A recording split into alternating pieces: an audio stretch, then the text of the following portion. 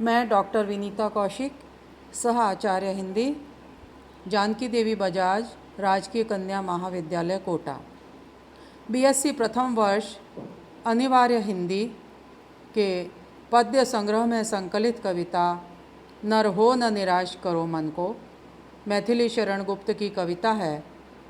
इससे पूर्व कि हम यह कविता पढ़ें, हमें हिंदी साहित्य के आधुनिक काल पर थोड़ी दृष्टि डालनी होगी। हम समझ पाएं कि आधुनिक युग का आरंभ कब से हुआ। आरंभिक जो हुआ, इस युग का आरंभ वह 1900 से हुआ और आधुनिक भारत की जो राजनीतिक परिस्थितियां थीं, आर्थिक और सामाजिक स्थितियां, धार्मिक क्षेत्र में सुधारवाद, सभी को हम परिचयात्मक दृष्टि से भी देखें तो पाएंगे कि ईस्ट इंडिया कंपनी, स्वतंत्रता आंदोलन, देशव्यापी चेतना की नई लहर, अंग्रेज़ों की नीति, गांधी जी के आंदोलन आदि अनेक राजनीतिक हलचल और जागरण का समय था। वहीं सामाजिक व धार्मिक क्षेत्रों में भी नए नए सुधार हो रहे थे।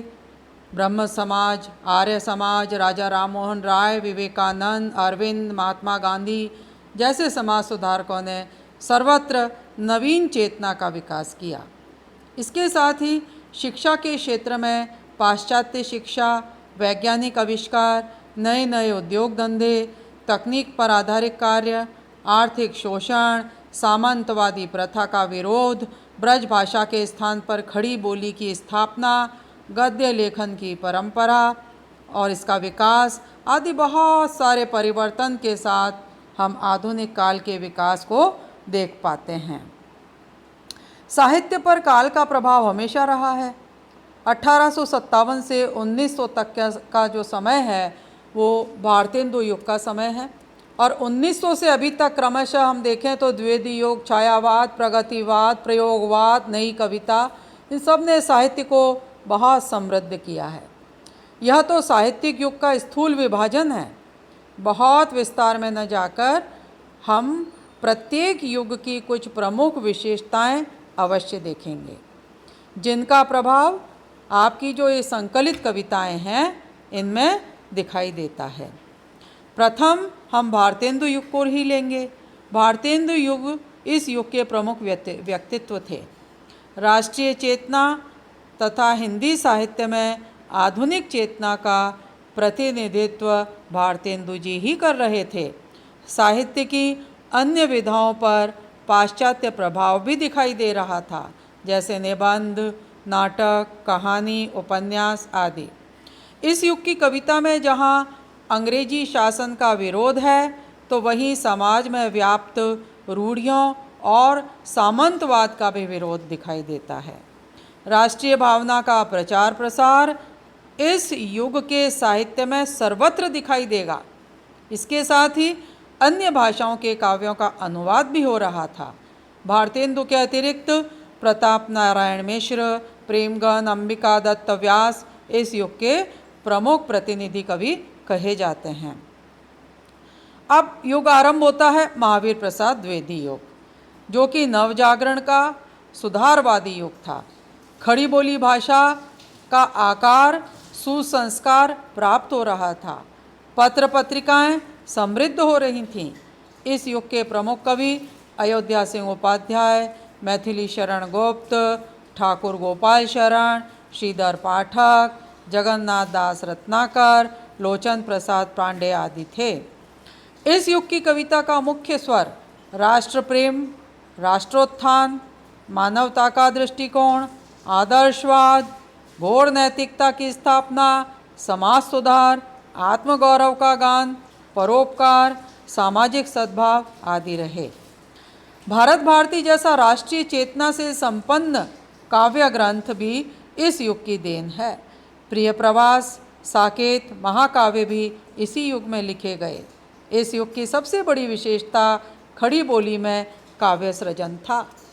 द्विवेदी युग के पश्चात छायावाद में सर्वाधिक काव्य सृजन हुआ, जिसमें कालजयी रचनाएं लिखी गईं, कामायनी जयशंकर प्रसाद ने लिखी, युगांत सुमित्रा नंदन पंत का और अनामिका निराला जी के द्वारा सृजित की गई। और 1914 में रविंद्रनाथ टैगोर की गीतांजलि नामक काव्य कृति को नोबेल पुरस्कार मिला।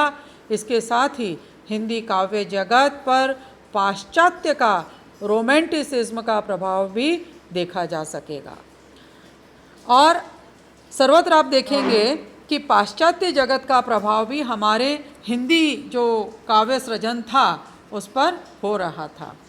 अब हम देखें कि 1914 के आसपास की जो कविता है वो प्रथम विश्व युद्ध भी देख रही थी, स्वतंत्रता आंदोलन भी देख रही थी, पाश्चात्य अर्थव्यवस्था और संस्कृति का भारतीय अर्थव्यवस्था और संस्कृति पर प्रभाव भी देख रही थी। वहीं सरस्वती और इंदु पत्रिकाओं में अपना स्थान भी तलाश रही थी। और छायावाद की जो कविता है वह रहस्यवाद को भी साथ लेकर चल रही थी।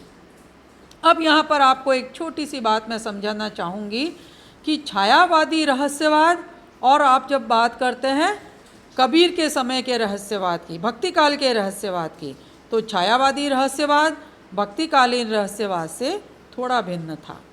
यहाँ सूक्ष्म से स्थूल की यात्रा दिखाई पड़ती है। जब हम देखते हैं आंसू में, जयशंकर प्रसाद कहते हैं, रो रो कर सिसक सिसक कर कहता मैं करुण कहानी, तुम सुमन नौचते सुनते करते जानी अनजानी, मधुरा का मुस्कुराती थी पहले जब देखा तुमको, परिचित से जाने कब के तुम लगे उसी क्षण हमको, शशि मुख पर घूंघट डाले आंचल में दीप छिपाए, जीवन की गोधूली में कौतूहल से तुम आए। यहाँ पर आप देखेंगे कि सूक्ष्म से स्थूल की और यात्रा दिखाई दे रही है। वहीं कबीर के यहाँ दुल्हन गावो मंगल चार, हमरे घर आए राजा राम भरतार, कमर तन रत कर मैं मन रत कर पाँचों तत्व बराती। तो इस प्रकार से कबीर के यहाँ स्थूल से सूक्ष्म की भाव यात्रा है। एक बहुत छोटा सा एक रहस्यवाद का यहाँ पर एक अंतर मैंने आपको बताया। और इस युग के प्रमुख प्रतिनिधि कवि जयशंकर प्रसाद, सूर्यकांत त्रिपाठी निराला, सुमित्रा नंदन पंत, महादेवी वर्मा हैं। और प्रसाद की कामायनी इस समय की कालजयी रचना है। फिर आता है प्रगतिवाद। 1936 में एक प्रगतिशील लेखक संघ की स्थापना होती है और यहीं से इस युग का सूत्रपात भी होता है। मोटे तौर पर यदि आपको समझाना चाहूँ तो आप समझें कि राजनीति में जो साम्यवाद है, साहित्य में वही प्रगतिवाद है। 1936 में प्रगतिशील लेखक संघ के अध्यक्ष उपन्यास और कहानीकार प्रेमचंद रहे।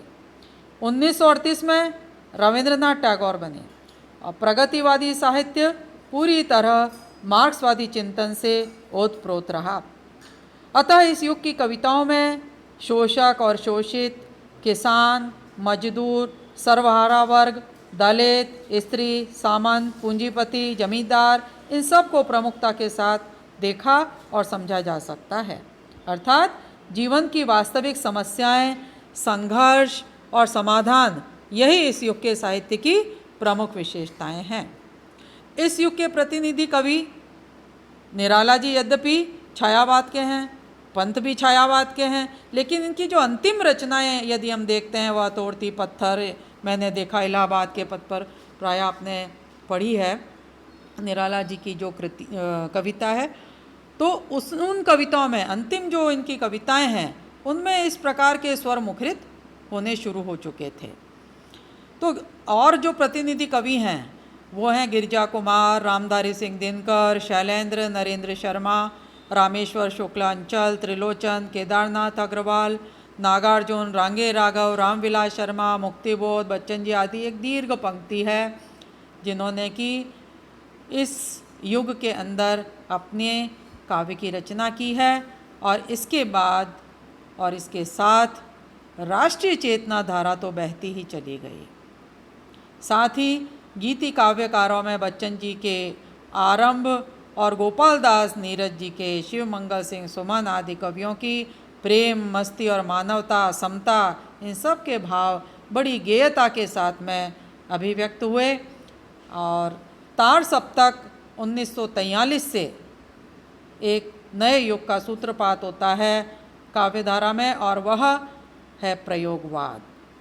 प्रयोगवादी जो काव्यधारा है उसका जन्म 1943 में जो तार सप्तक छपा था उसमें उसकी मूल योजना मुक्तिबोध के द्वारा बनाई गई थी, और आगे ने उसे तार सप्तक में नए 7 कवियों को लेकर उसकी क्रियान्विति की। इस प्रकार 1951 में दूसरा तार सप्तक, 1959 में तीसरा तार सप्तक, 1979 में चौथा तार सप्तक प्रकाशित हुआ, और इसके बाद एक नई काव्य प्रवृत्ति का नामकरण हुआ जिसे हम नई कविता के नाम से जानते हैं। वस्तुतः यह आगे द्वारा चलाया गया एक काव्य आंदोलन ही का स्वरूप था जिसे हम प्रयोगशील काव्यधारा कहते हैं।